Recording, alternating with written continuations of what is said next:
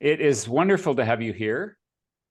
As most of you are aware, my trusted assistant, Kristen, usually does my introductions, but she has been tied up the last several months on Thursdays. So hence, in the new year, we will be starting on Fridays. We will be doing these monthly webinars on Fridays. I understand, Marg, I've been getting some texts here that people are having a hard time getting in. Are you getting the same message? I got only one, but Val's on top of it too. So Okay, great. we'll make sure that works. Hopefully we'll get going here. Okay. Well, this is a busy time of year for all of us. And I was not even actually going to hold a webinar. And then one of our team members, Joan, said, no, you got to have a webinar in December. I wasn't even going to have one in December. I thought everybody'd be too busy. But this is our most highly registered webinar that we've ever had in December. So I really appreciate having people be here and join us for this presentation. So here's how it works. I'm going to spend an hour with you, giving you about an hour presentation, 50 to 60 minutes, some thoughts, reflections, stories. And then for those of you who have to jump off on the hour, no problem. Totally understand. We all got busy lives. But if you can stay around, feel free to stay around and visit, and we'll have some conversations, questions and answers, applications. If you want to put questions in the chat room, my Vice President of Client Care here, Marg, who takes care of all my clients, our clients very well. She's on the call and we'll monitor the chat room as we go along. All right.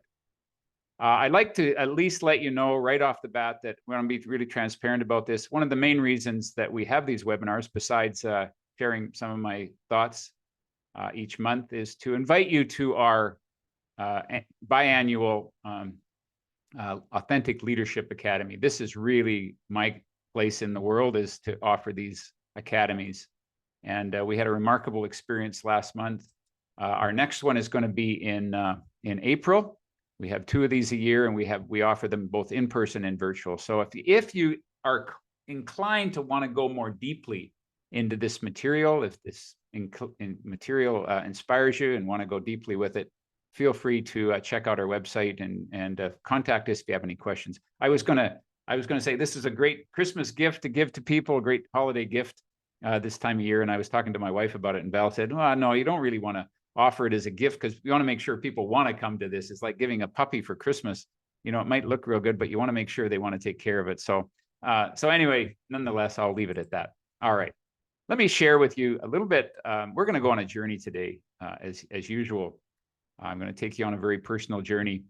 I'm going to share with you some of my own experiences in relationships and share with you a lot of my own research over the last 35 years. And what I want to say, folks, is where this whole notion of creating a webinar around relationships, and this title, if it weren't for you, we'd get along. And think about that in the world. If it weren't for people, this world would be so much easier to live in, right? So it got me thinking, and I had a client, coaching client, about 2 months ago. We went through this experience, and she gave me the permission to share her story with you. But here's how the story went. She's working on a team in an organization, and she was unhappy on this team. She said it didn't have a good work ethic. They were half virtual. They weren't very engaged, and she was really frustrated with being in this particular team. And so she was exploring, I want to move. I love my job, but I just don't like the environment where I'm working in. So I said, well, is there another team in your organization that you can get involved in? And she said, you know what, there is. And I've been doing some research. And so we explored the opportunities. And then she left this team and went to another team where she could basically do the same job she's doing now, but it was in a whole different environment. Then what she found out, because the team that she went to had this great reputation. They were all connected. They had a great work ethic. They were engaged.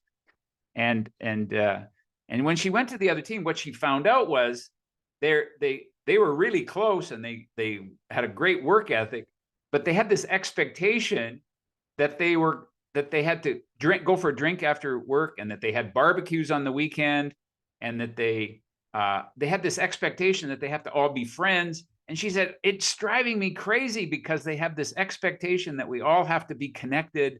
And she said, I need my space, and I don't want to have friends away from work. And so that she just jumped from one problem into another problem. And so we it was kind of humorous, and we began to think about this whole notion of problems and how we have a kind of a society that says we don't really like problems. Let's get rid of problems. And if we have problems, we're going to leave the relationship. And I started to think about the fact that relationships all have problems. Every relationship has some what we call problems. So I started to think about it in a different way. And so my premise today is that if you want to make small changes in your life, change the way you do things. If you want to make big changes in your life, change the way that you see things.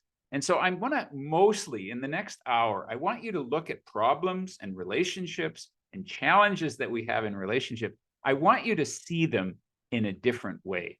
As Einstein said, if you change the way you look at things, the things that you look at will change.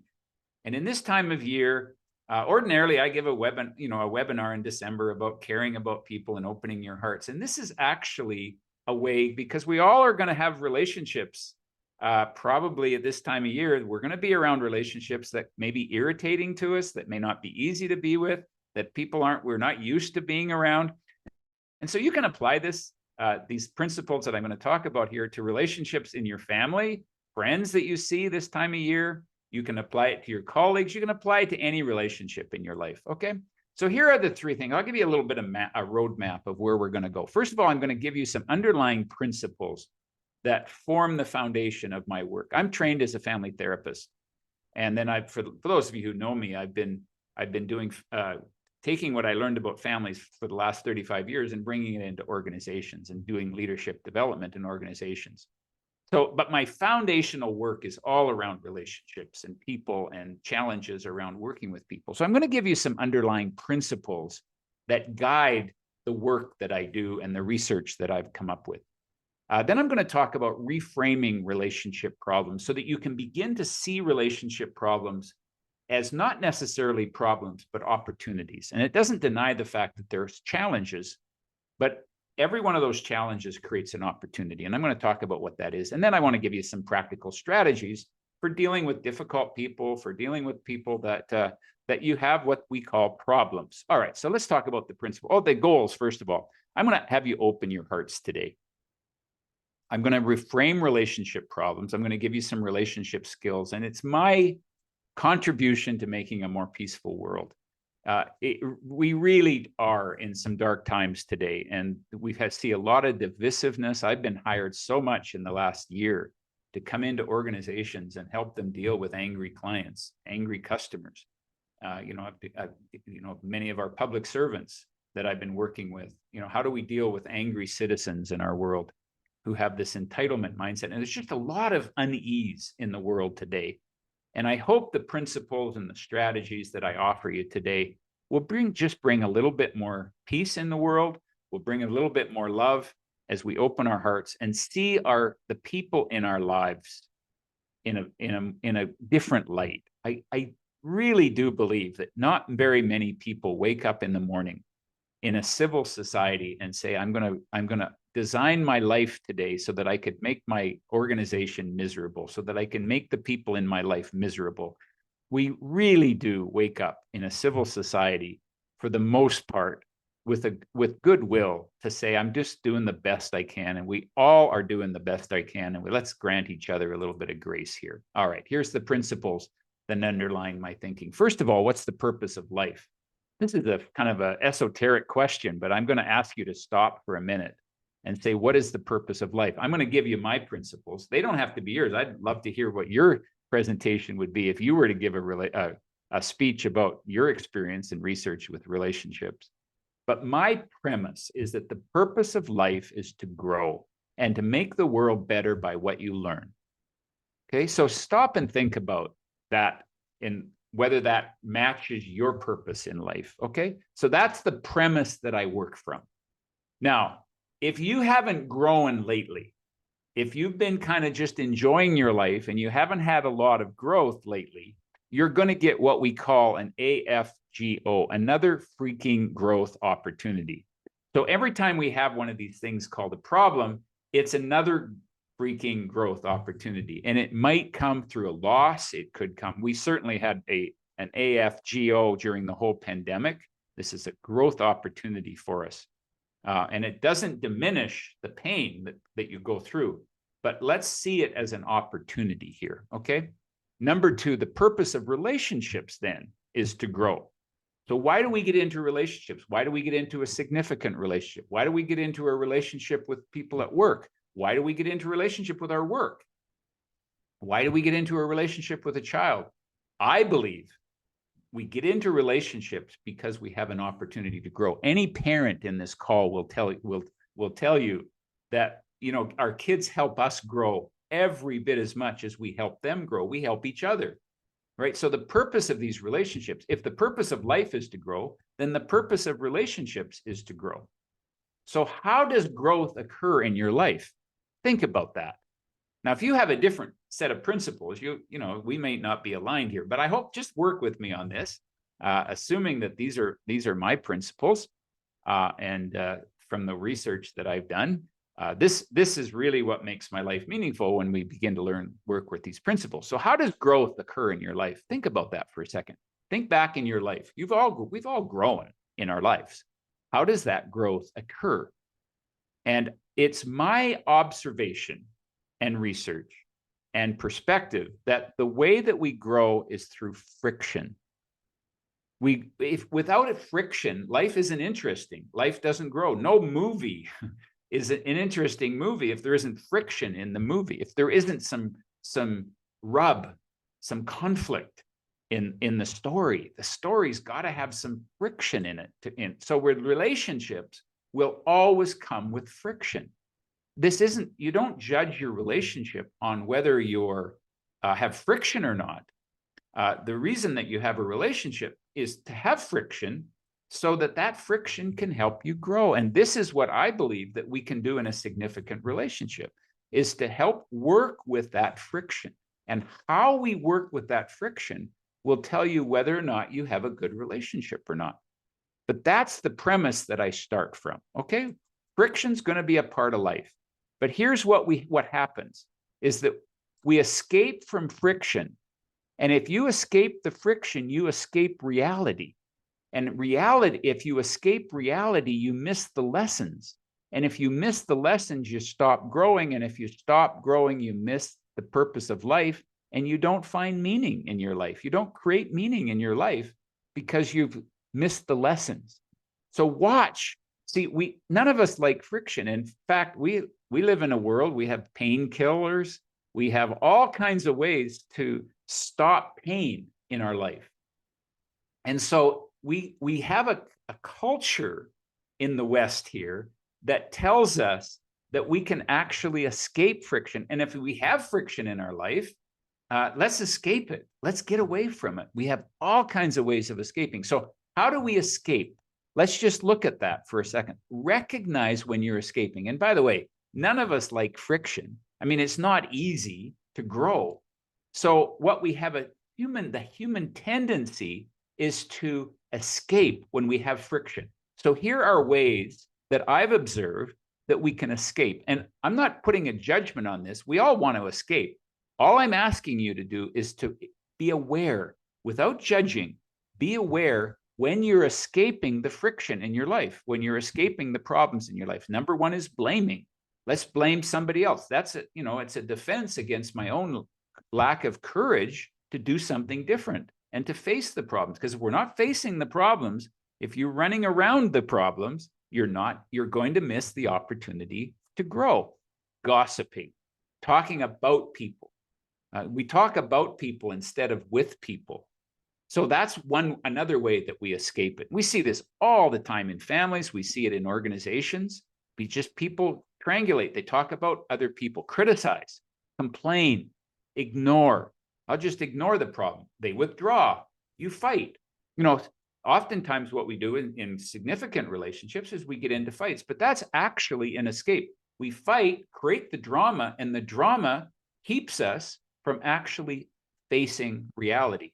It's like when a tragedy happens in the world and we get into the drama of the news and we use the drama. In fact, we could even put drama up here as another way of escaping.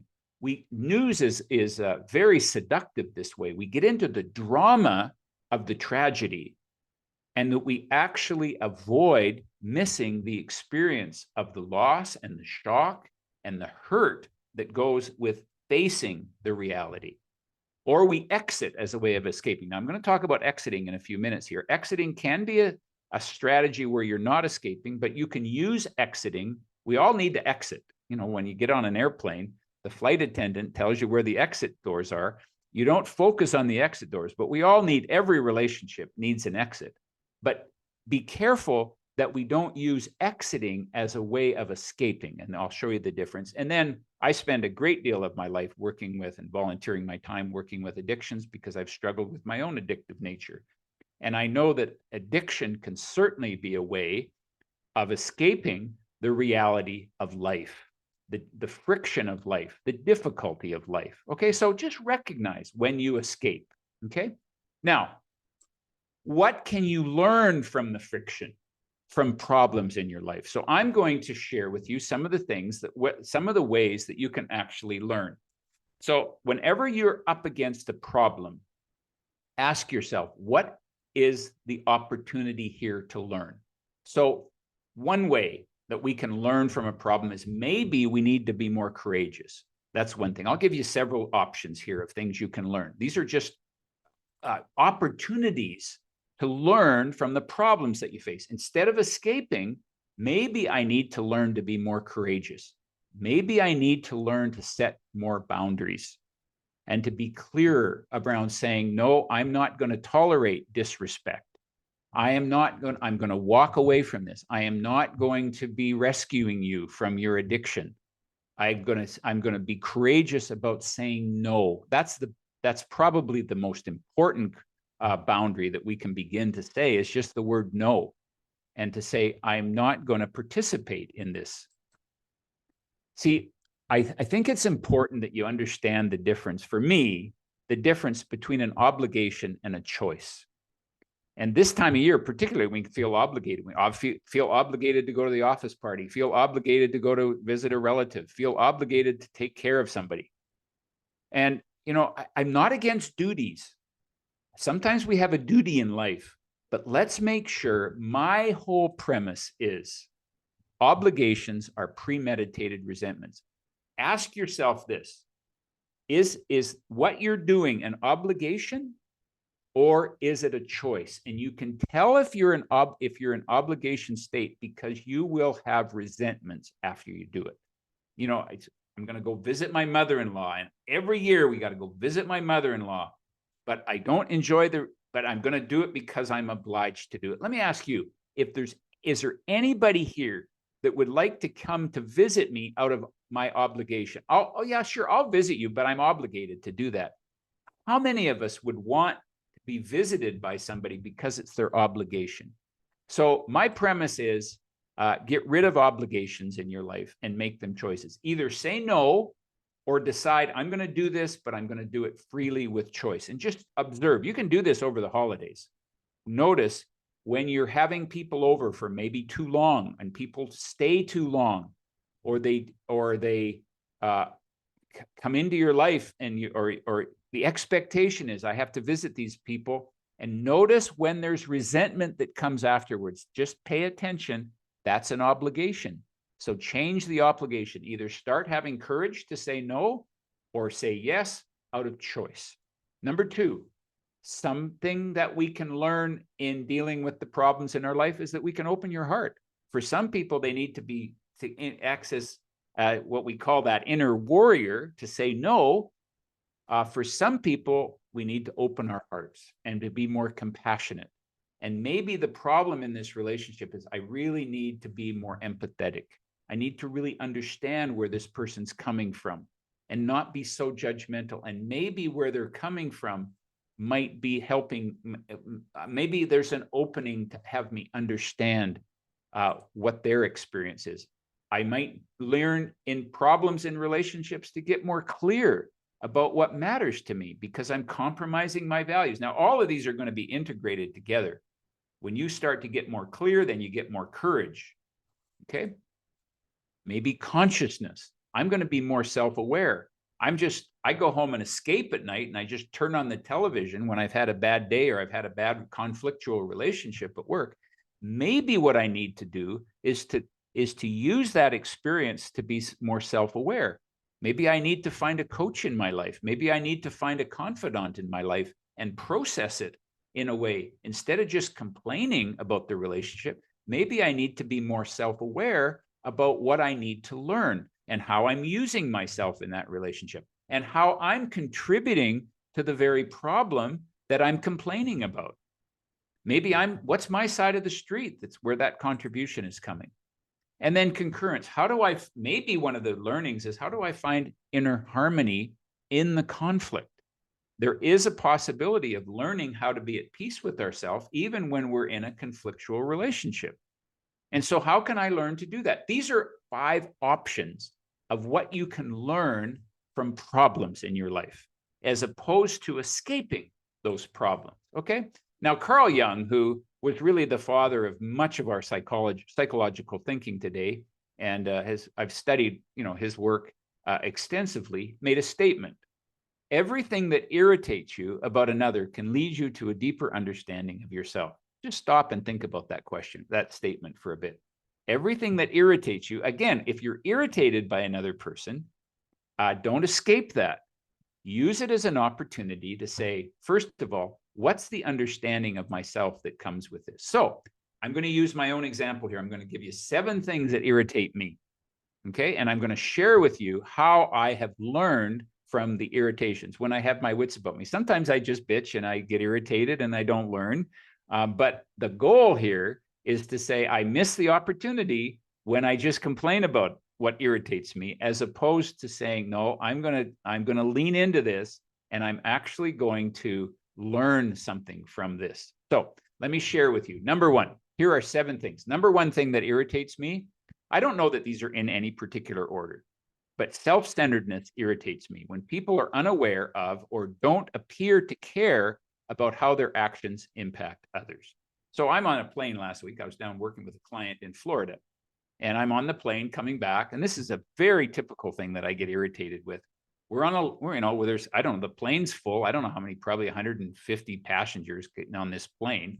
I don't know how many, I don't know how many passengers are on a plane, but nonetheless, I'm probably exaggerating. Let's say 100 people are waiting in line and somebody's standing in the middle of the aisle, rearranging all their bags, repacking their bags, and waits and lets 100 and some people wait while that person looks after and organizes their bag. All it would take is to be aware there's 100 people behind me. Step into the seat, let the aisle open, and do all your work inside the seat, not in the aisle. So this is one of those things that irritates me. Now, what do I have to learn from that? Well, you know what? Guess what? I get self-centered too. I take for granted I get looked after so well. I got such an amazing team, and I can take it for granted and just assume that you'll continue to take care of me. And sometimes I can see and learn from the self-centeredness in me. Hey, where do I in the world get self-centered? And I need to take a look at that. The opportunities there. Ambiguity, when people aren't clear with me. And again, if you're not, what exactly do you want? And it goes along with number 3, which is pleasing. When I don't know where I stand with people. Hey, what movie would you like? Doesn't matter to me, whatever movie you want to go to. Now, sometimes it doesn't matter, but I can be very pleasing and I can be ambiguous with people because I learned in my family growing up that the way to feel safe is to please people, because I lived with so much conflict and so much trauma in my family that my way of feeling safe was to please people, make people happy, with the notion that if people are happy, then they won't be mad. And if they're not mad, then I'm safe. So I learned really well how to be pleasing. And I'm not always clear. I want to accommodate everybody else. And that's what I can learn from people who irritate me when they're not clear with me about what they want. So these are learning opportunities for me. Slowness. When people don't move at my pace, when people talk slowly and they don't articulate what they want to say, or if I'm late for a meeting In fact, I don't even have to be late. I get irritated by slow drivers. And there's an opportunity to say, you know what? I have a chance to slow down. I need to slow down in my life. And what's irritating me helps me see my life is moving too quickly. Unreliability. I do not like it when people don't show up, when people don't demonstrate, or when people demonstrate a lack of accountability, when they make a promise and then don't show up. I hate it when people are late for meetings. Now, here's what I have to learn about that. I have put so much pressure on myself to be perfect. I put so much pressure on myself to be accountable. I teach this in my work about accountability, and I've learned so much about accountability because I've been driven to this perfectionism to the point where I put pressure on other people to be perfect. I put pressure on myself, and I don't relax enough. And this is a huge challenge for me. And this is where, when I'm irritated with somebody else not being reliable, there's always an opportunity to say, you know what, I need to look at myself. Now, if I'm managing people who demonstrate these areas, I'm not saying that we absolve them, or even if I'm in a relationship with people who aren't reliable, one of my requests in a relationship is you need to be able to show up and be accountable. But I'm just saying, I'm not absolving it or letting people off the hook. I'm simply saying, look at yourself at the same time. I guess I just have 6 things here. There might have been 7. Invulnerability, when people don't open up with me. I got involved. I met my wife 35 years ago. We've been together 35 years. And I came into that relationship when I was very, very unstable. It was a very horrible time in my life. And my wife is a very strong, stable force. And I have since gotten into a program where I really developed some of my own strength. But the very thing that brought us together becomes our battleground, because she's has difficulty sharing herself. This is not her place in the world. She's a stable person. She never has a bad day, and she's a stable force in my life. And so what I realize is that when I expect her to open up, it's actually a learning opportunity for me to say, hey, I need to stay open. And frankly, I love the relationship because it's so safe and it's so stable that I actually have to look at myself and say, I'm a little bit afraid to open up, and I need to open up in the relationship. That's my work, and that's what I need to learn. Before I point the finger to say somebody else needs to open up, I need to look within myself. Okay. So how do you know it's time to exit a relationship? So relationships do at times need to be exited, but let me share with you, it's not when you have a lot of problems. Don't exit a relationship just because you have a lot of problems. That's not the time to leave a relationship. Here's 3, in my observation, 3 questions to ask yourself. Have you given your full self in this relationship? Have you been your full, what I call your authentic self? Have you brought your gifts? Have you brought your whole self? Have you brought your courage? Have you brought your compassion? Have you brought everything that you've learned and are learning in this relationship as fully as you can to this relationship? Number 2, have you learned what you have needed to learn? If you exit a relationship, whether it's a significant relationship or a relationship at work, a relationship with a friend, if you leave that relationship, you're there to remember to grow and to have friction. So if you leave that relationship before you get the lesson, here's what you're going to find. You're going to find it in the next relationship. Is that be careful that you don't exit too early, because you're just going to get the same problem in the next relationship, because this is the purpose of life, is to grow and to contribute. And then finally, are you disrespected for who you are as a person? And if you answer, this is the key for me. I don't believe I don't believe that a relationship is meant to meet your needs.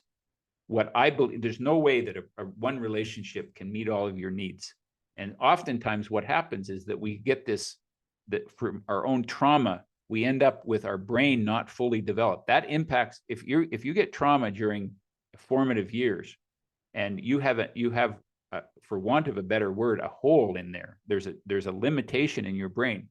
And a relationship can never meet what you didn't get as a child. You can't get from a relationship what you didn't get from your parents.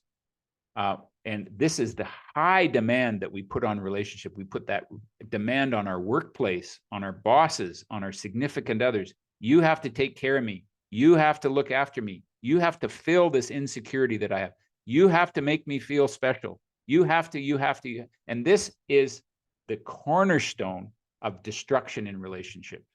What I do believe we need in relationships is not a partner that will take care of you and meet all of your needs. We need a partner who will respect us for our needs so that I can share in a significant relationship. This is what I need. In a work relationship, this is what I need.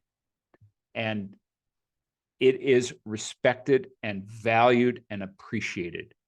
And say, well, let's work together at seeing where we can meet those needs and where I can't meet those needs. But it's respected. And if you're not respected, then you definitely, in my mind, don't need to stay in a relationship. And you likely need to leave the relationship if the respect isn't there. As long as you've done these three things, this is the time that, yes, there is an appropriate time to exit a relationship. All right. Now what I want to do is I want to spend the next half of the time together talking about strategies for dealing with difficult people. Bring a learning attitude to every problem, take care of your own well-being, take another to lunch, take time to connect, work skillfully with conflict, and take a weighed and measured approach when you can't connect and it's not the right thing to exit. So let me just walk through these one at a time. I've really implied, number one, learn the alchemy true human beings know. The moment you accept what troubles you've been given, the door will open. So don't run from problems. We've alluded to this. Bring a learning mindset to every relationship that you're in, particularly those relationships that are the most difficult to be in. What am I meant to learn? Do I need to learn? The two primary learnings is I need to either learn to be courageous and set boundaries, or I need to open my heart. Those are the two fundamental learnings that can come out of most relationships. Okay. So that's the first thing, is to bring that learning attitude. Take care of your own well-being, okay? Everything flows from your well-being. Now, I have a premise here that we don't see the world as it is. We see the world as we are. We've all had this experience. We've been on an airline, and then we get a survey afterwards. Right? How was your experience on the airline? I will tell you my experience of being in a hotel, of being on an airline, of being in a relationship. My experience has far more to do with my own inner state than it has to do with the actual experience. I can be on a flight. I mean, I can be sitting by somebody who's having a great experience on that flight, and I'm having a lousy experience on the flight, and it's the same bloody flight. And it has to do with the fact that it's my own state will impact that experience. When we hand out an employee engagement survey, I always say, if you're going to hand out an employee engagement survey, don't give it to the employees, give it to the employees' spouses, because what you talk about when you go home will tell you more about what the level of engagement. Anyway, I digress. But I'm going to suggest that your engagement in your organization has far more to do with your own inner state than it has to do with the environment. It's that old story about the lady who comes into the senior center, and while she's walking down the hall to come into her new room, she says, I am going to love my new room. And the caretaker that's walking her down the room, she said, how do you know you're going to love the room? You haven't even seen your new room yet. She said, I'm going to love my room because my room is in me. It's not in the room. No matter what the room is going to be, I'm going to love it. And some people walk through life like that. They love everything. They value everything. They appreciate everything because they're at peace with themselves. And what we end up doing is projecting onto the world our own unhappiness, and we blame the world.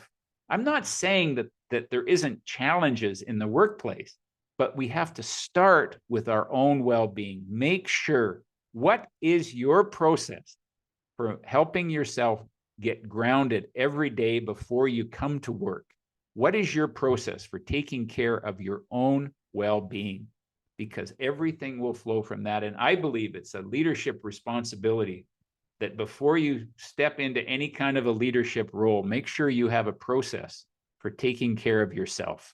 That's the difference between self-care and self-centeredness. Self-care says, I take care of myself so that I can take care of the people around me. Self-centeredness says, I take care of myself so I can take care of myself. And this is ultimately where all relationships start.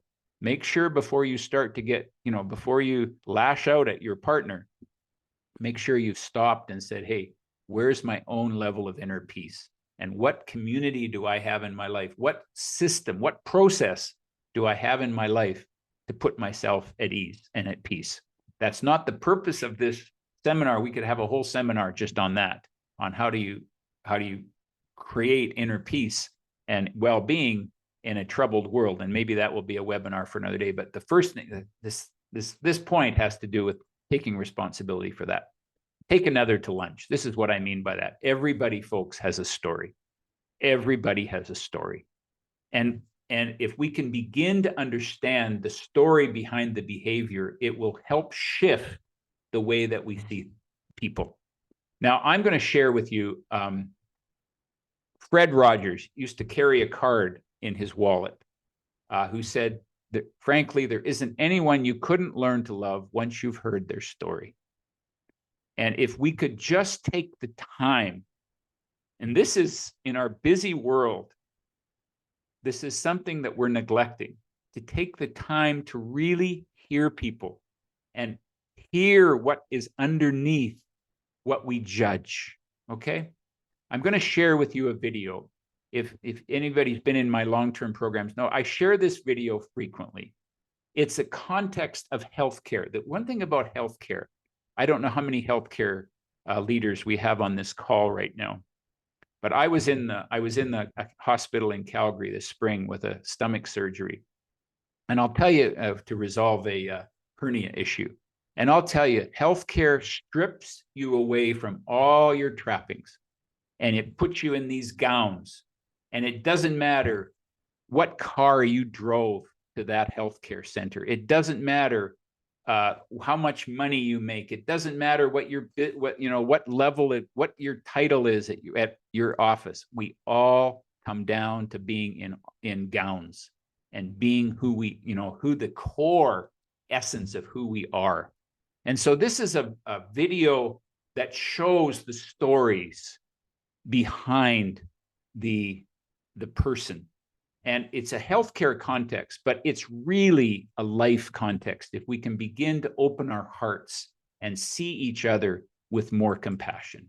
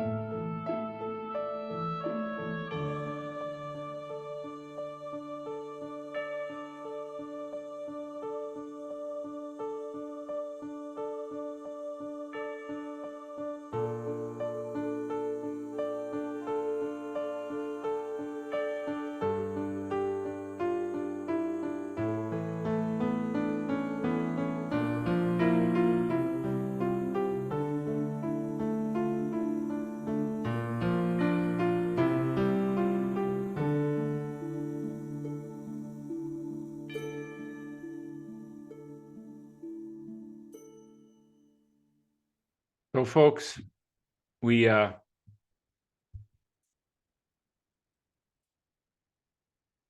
need to open our hearts to each other. It's so easy to judge. You know, we've been in a conflict with our neighbor this last 6 months, and she's been prickly, and she's been irritable, and she's been moody, and she's been critical, and she's been sending these really rough emails, and it's been irritating us. And I found out just these last few months that her husband is dealing with pancreatic cancer.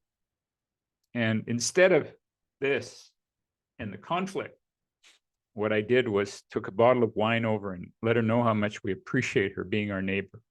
And it shifted the whole thing. When you begin to understand there's a reason, people generally, I just work from the assumption we're doing the best we can and that we all have positive intent. So take another for lunch. What do I mean by that?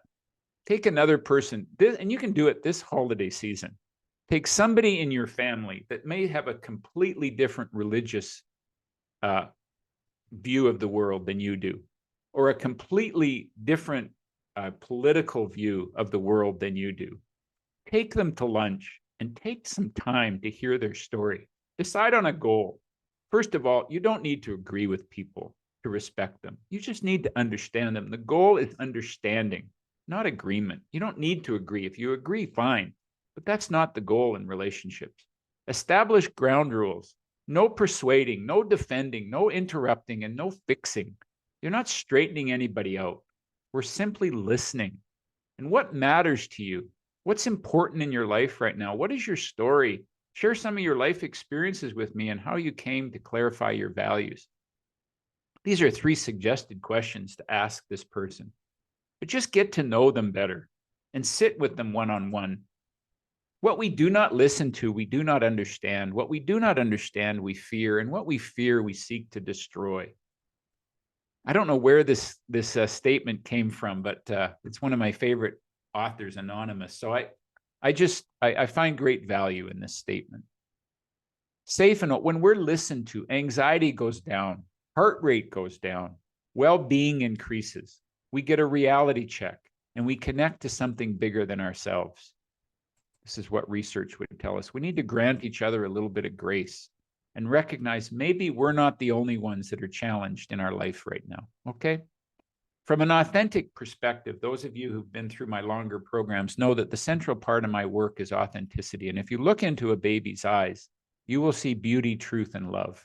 By the way, you can look into all of our eyes. But here's what happens. We grow up in a world, we are born authentic.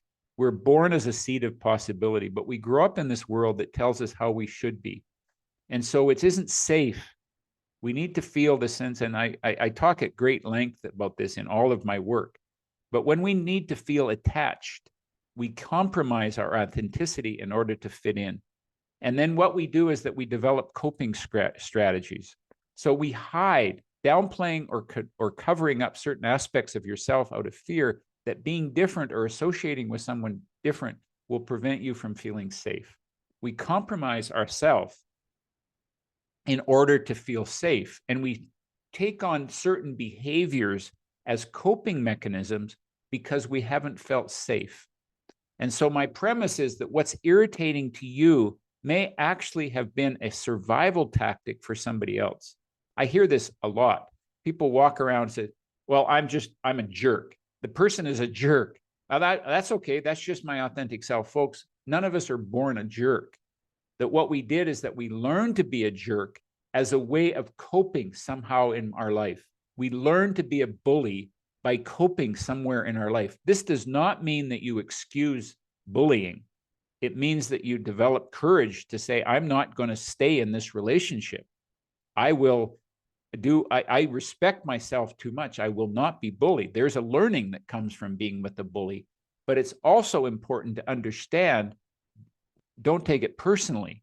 This is a person who has learned to bully, learned to disrespect, learned to be a jerk as a survival tactic somewhere in their life. This is a person who's hurting and therefore requires an understanding of themselves. And what we need to do to begin to heal that relationship is to bring compassion to that relationship at the same time that we honor our own inner strength and courage to deal with it. Take time to connect. You know, any airline, if you've flown at all, you'll know that at some point you're going to get asked this question, are you connecting? It's a very critical question. Think of the people in your life right now, particularly the people in your family, your personal relationships, your work relationships. Are you connecting with those people? It's a really interesting question to ask. Now, I come back to my work with Covey, where he said that every relationship is like a bank account. And we have these trust accounts, the relationship accounts. At all times, we're either making deposits or we're making withdrawals from a relationship. We're either giving or we're taking from a relationship. And what's really mindful is to say, maybe what we need to do with those people that we have a difficult time with, maybe what we need to do is to stop and make some deposits. What do they need? And there's 3 key areas: appreciating, empathizing, and belonging. What am I doing to show appreciation to this person? What am I doing to empathize? We've talked about that. And what are we doing to help this person belong in this place? These are ways that we make deposits. You can't make a withdrawal. We're going to make withdrawals all the time. If you invest in a relationship, either by perception or by action, we're going to make inadvertently or directly some withdrawals. The key is, are we balancing that off with some deposits? So just take an inventory in all your relationships, or particularly those people that you have a difficult time with. Where do I need, ask yourself, where do I need to make some deposits? Okay. Work skillfully with conflict. We could spend a whole webinar just on this one. We could frankly spend a whole day. I spend days teaching. I'm going to give you my little 5-minute model here for working with conflict. First of all, anger is what we call a secondary. It's an emergency emotion. So when we see criticism, defensiveness, moodiness, impatience, divisiveness, these are indicators of, these are ways that we express anger. And it is always secondary.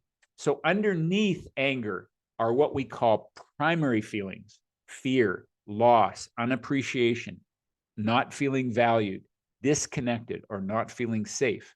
And so what we do is that we tend to go to the secondary level as a way of sharing our primary feelings, because it's not safe to share our primary feelings. So what happens is this, and then underneath primary emotions are unmet needs. And so what happens with anger is that we have a secondary reaction. We get activated and we go to anger, and these are some of the ways that we get angry. We yell, we argue, we defend, we criticize, or we withdraw, or we suppress. And that's when anger can lead to depression, when we internalize it, when we take it inside of ourselves. And then what happens is that we organize the other person. This is person A gets angry. Person B then will you organize into either yelling, arguing, defending back, criticizing, withdrawing. So one person will withdraw, one person will yell, and then you'll withdraw as a response to the yelling, and then you'll suppress, and then you'll criticize. And we call this an argument. We call it a fight. And the key principle in conflict resolution, folks, is that you never resolve anger at the secondary level. You can't fight your way into resolving anger. What happens is, if you have 2 adults at the same power level, you can have a good argument, but that's not the way you resolve anger. What you can often do is to say, listen, let's just stop this. Let's give ourselves some space, maybe overnight, maybe 2 hours, maybe 10 minutes, and say, what is the primary feeling underneath that? And the way that you resolve anger is to, first of all, bring it down to a primary level and talk about your fear and be vulnerable with each other. Fear, loss, unappreciation, not feeling valued, disconnection, not feeling safe. And you share your primary feelings with each other. And then you go below that and negotiate, what do we need from each other? Now, again, I want to come back. It's not your partner's job to meet those needs. What it is your partner's job to respect those needs and to say, yes, I hear you. and let's work together at helping support each other to meet those needs, so that we don't put those high demands on a relationship to meet those needs, but that we negotiate. That's the only way that anger can be resolved. Now, what you find is some people aren't willing to get down to the primary level, so you give them some time and some space. But that's one of the ways that you can assess goodwill in a relationship. Are they willing to get down at the primary level? If you stay at the secondary level, you just wall up, and you just simply can't be safe in that relationship. And that's not a relationship where you're going to get your intimacy needs, emotional intimacy needs met. So anyway, that's a crash course in anger. We could spend a lot more time. If anybody wants to hang around for that half an hour, when I'm finished here, I'm happy to clarify some of this and to have some more dialogue and to, talk about application in your life. But that's really ultimately, and sometimes you have to give each other space when you're not activated. Come back the next day and talk about, this is, remember when we had that fight yesterday? This is really what I was feeling, is this. And the other person may not be ready to go down to that primary level quite then, but at some point, that's how you have to resolve anger. It doesn't have to be done at that moment. Usually it isn't, because you're activated in the angry state.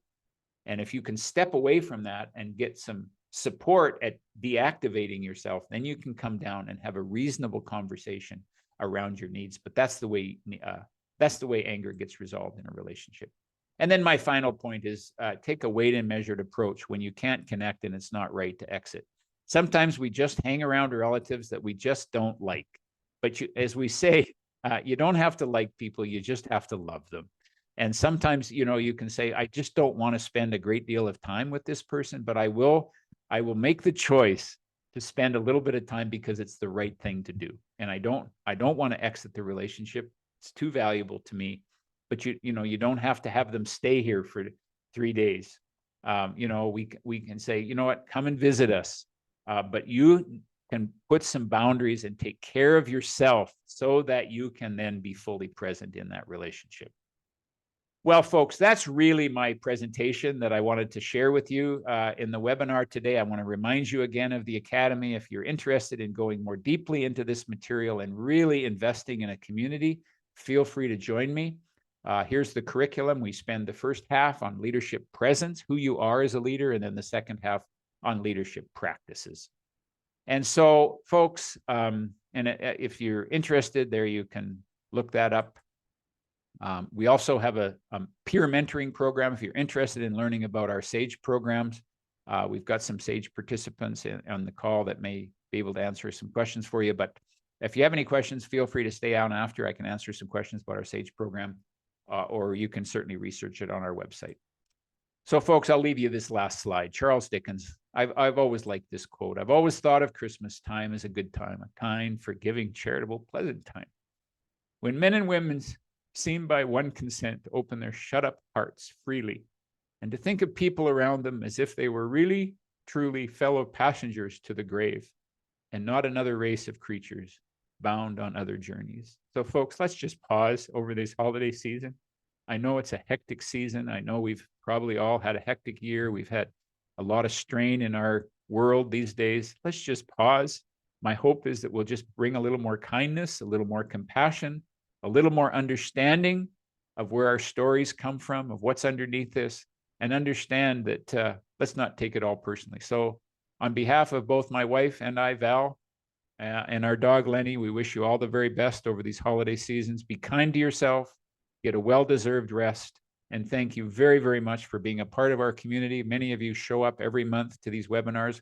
Our next webinar will be again in January, and you'll all get a link to that. But thank you very much. I'll stop sharing. We will stop recording.